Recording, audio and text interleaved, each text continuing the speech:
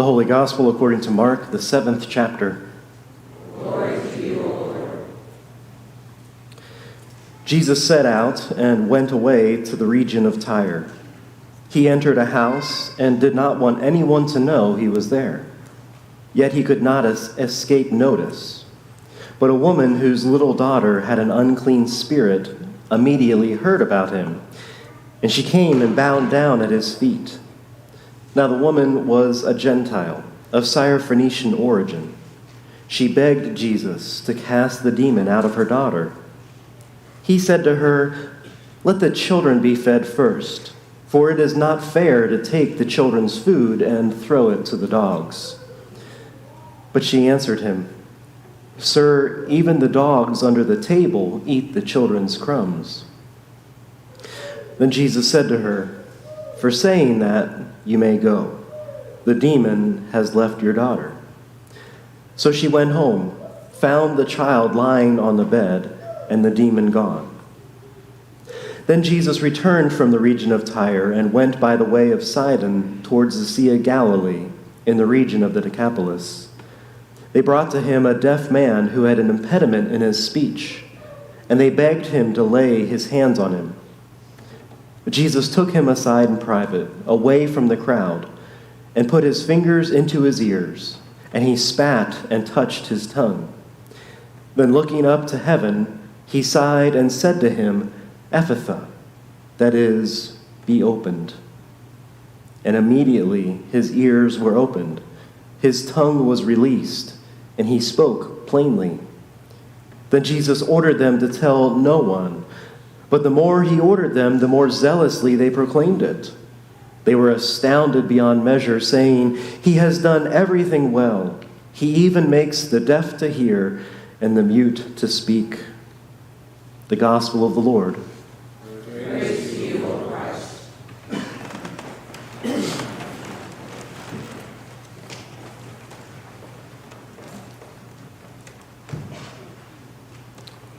Well, another fair has come and gone. Another year of exhibits and food, rides and games, parades and food, music and entertainment, homecomings and conversations on the street, food, celebrating hobbies and a different pace of life, and of course, food.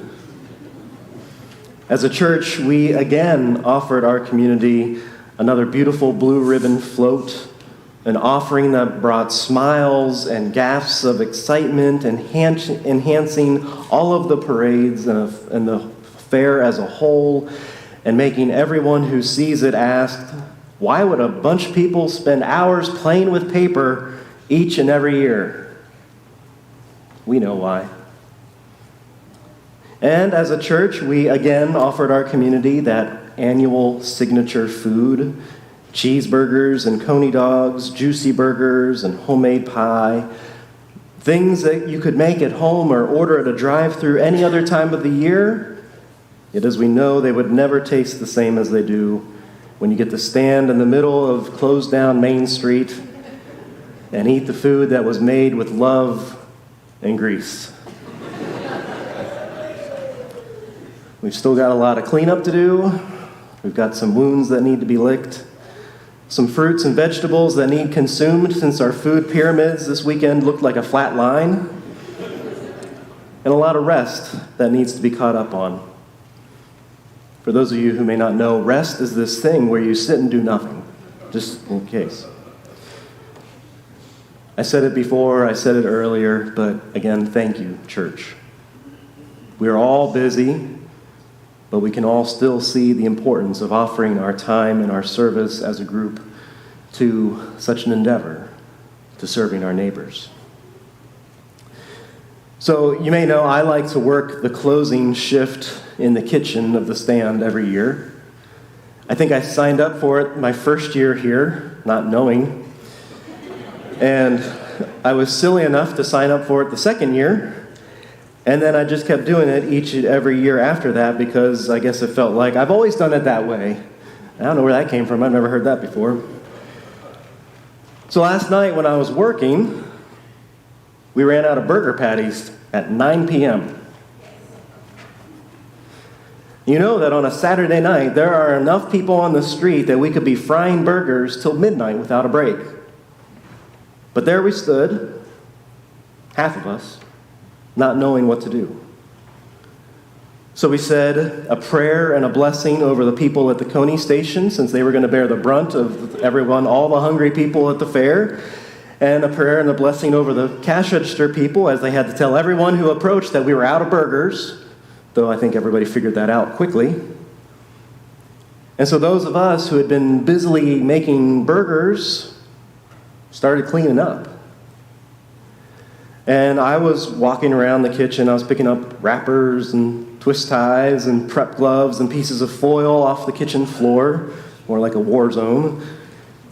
And I was doing that, I suddenly gasped, "Oh no!" I cried. I said, "I found more burgers." The people around me stopped. I could see the person who was cleaning the grill kind of looked at me, considered, do I need to turn this back on? Those who had been working at the prep table next to me kind of stopped and they started reaching for new gloves. And they looked at me as I leaned over and picked up off the ground 3 rubbery old patties that had fallen under the table from who knows when that weekend. And everyone rolled their eyes, their hearts started beating again.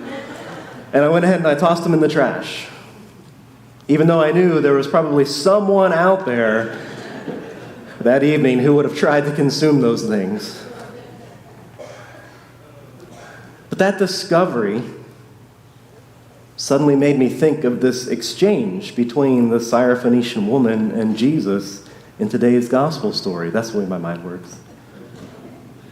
You know, the Gospel of Mark describes this scene of Jesus arriving at a house for some rest. He was probably as tired as many of us are today. He was fair tired, right? And he just wanted to rest. But here comes one more person asking Jesus for help. And the way Mark describes this setting, she already had 3 strikes against her in the religious culture.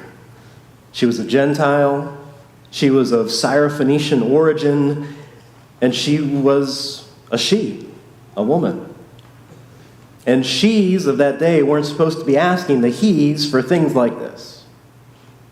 Yet there she went, approaching Jesus when he just wanted to rest, bowing down before him and asking if he would be willing to heal her daughter who had this unclean spirit.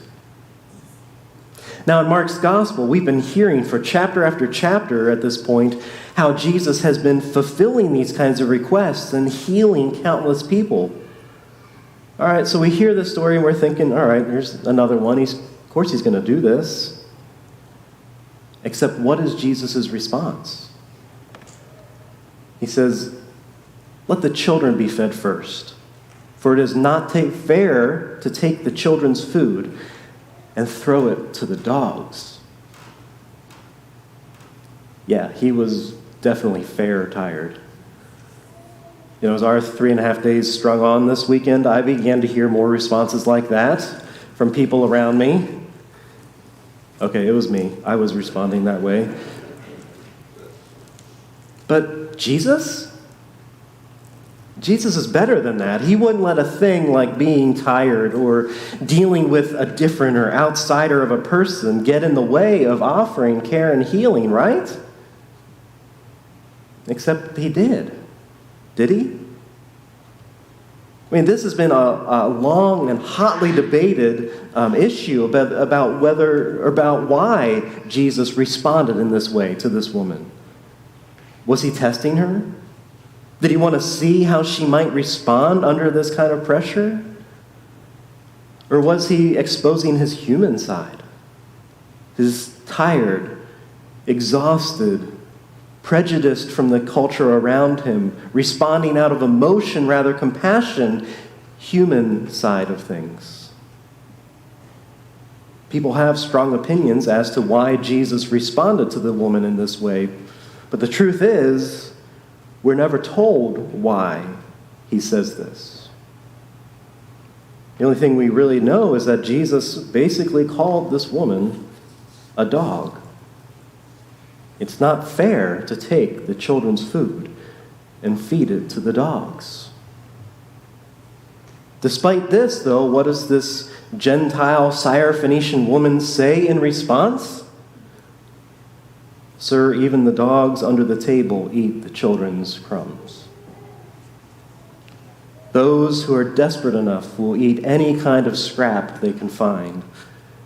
Someone who is hungry enough would eat that rubbery, grease and crumb-coated hamburger patty that is found on the ground at the end of the night. Those who are denied any morsel of grace, even from the Son of God himself, will cling to any crumb of hope that is out there. Sir, even the dogs under the table eat the children's crumbs. Shouldn't we try to offer these crumbs? Justice is often denied at the hands of humans, isn't it? So much so that James, in his letter, urges us to open our eyes and offer a more equitable compassion. And so he gives us this scenario. We've probably heard it before, but he says, say you're in church and two new people walk in. One of the two people, they kind of look like us. They make us feel safe and comfortable, and we think, they'd make good members. While the other person, they look a little different. They make us feel a little unsettled and uncomfortable. Might even think that they don't have anything to offer this place. So, because we're human, we might often welcome one and not so much the other. And actually, James is more blunt in his response to this situation. He says that we look at the rich with envy and we look at the poor with contempt. We as humans make our own determinations about who is worthy and who is not. So James is trying to stop us in our tracks to offer this reminder. You do well if you really fulfill the royal law according to the Scriptures. The royal law. What's the royal law? The Scriptures are filled with laws and commands. What one law could be so important that James calls it the royal law? Well, simple. Love your neighbor as yourself. Love each other. With the way James writes his letter, he makes me think that he assumes that we already have the loving God part down. Because remember, according to Jesus in the gospel, the most important law was to love God and love neighbor. So James in this letter is really asking us how we are going to live out this kind of love. How are we going to set aside our human judgment and prejudice and serve the neighbors in need? And he says, listen, my beloved brothers and sisters, has not God chosen the poor in this world to be rich in faith and to be heirs of the kingdom that he has promised to those who love him? But you have dishonored the poor. Is it not the rich who oppress you?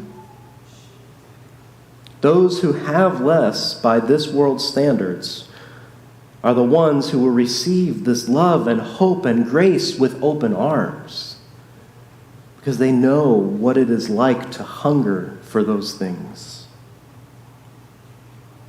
We look back at that gospel story after Jesus calls this woman a dog, and she responds to the name calling with a reminder that even crumbs would taste good. Jesus changes his tune. He says, for saying that, you may go. The demon has left your daughter. And she does. She goes. And the morsels of hope changed that woman and her daughter's life forever. After a weekend like this, I wonder, could this kind of affair be a glimpse of God's kingdom here on earth? People coming together, the hungry being fed, beauty on parade, hope in the air. It's not a perfect picture, but we aren't perfect people. Yet we continue to seek hope. We continue to offer love to one another. And we continue to trust that even crumbs off of God's table can bring healing to our world. Amen.